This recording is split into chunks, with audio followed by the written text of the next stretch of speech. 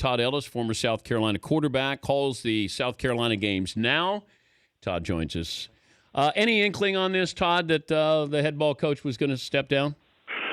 Dan, I think that when I was starting to sense whether it was going to be a rebuilding process or whether he could pull it out with gaining a few more players and pull this back in the way we had it for 3 years straight where he won 33 games, I started to sense that he thought that maybe he was not prepared to take it in a rebuilding process.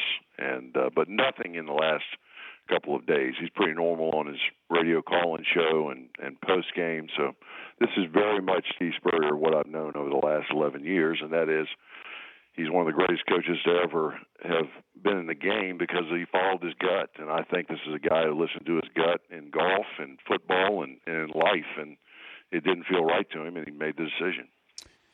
What role does age play in this? I think it's something, and when you're 70 years old, you have the energy to go call on 17, 18-year-olds and convince them and that they should come to South Carolina. That's a tough task when you're 26 for a lot of coaches, but with somebody with his resume, what he's accomplished to do that over and over again is tough, particularly at South Carolina, where we're a rural state. Don't have as many high schools as they do in metro Atlanta. And so you've got to, in the last couple of years, dip out of the state of South Carolina to go get some real elite players. And we've got some good players. He's recruited good players.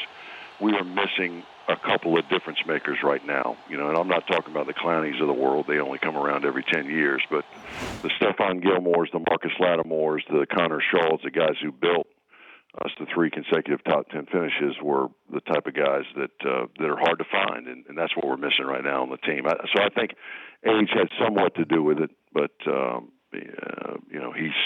he's as energetic and as competitive as ever. I mean, I've been around Michael Jordan a little bit, and Todd Fritz will tell you that John Elway is one of the biggest competitors I've ever met personally. The short time I was there at the Broncos, Steve Spurrier ranks right up there with him. It doesn't matter if it's ping pong or golf or playing cards or running on the treadmill. He's going to try to beat you. So for the most part, he was the same guy he was. His health was good and everything's fine. But I'm sure age played a part in it. Yeah, I'm just surprised that he stepped down during this season.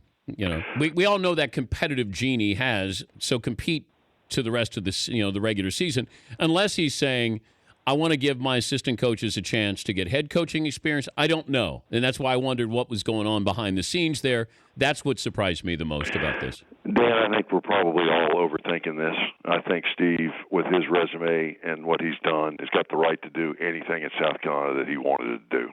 And so I think that he probably woke up, realized that this might be a task for a new guy coming in, if it's slightly a rebuilding process, and just decided to do what he wanted to do based on his gut that morning. I don't think there was too much contemplation related to it. That's how he's done most things in his life. It's worked out pretty darn well for him, so I assume that's what occurred. But those factors went into it. I mean, my gosh, some of the people will speculate that some of the reason we're in the position we are in this year is because he was so loyal to those coaches, maybe too loyal in some degree with some of those instances.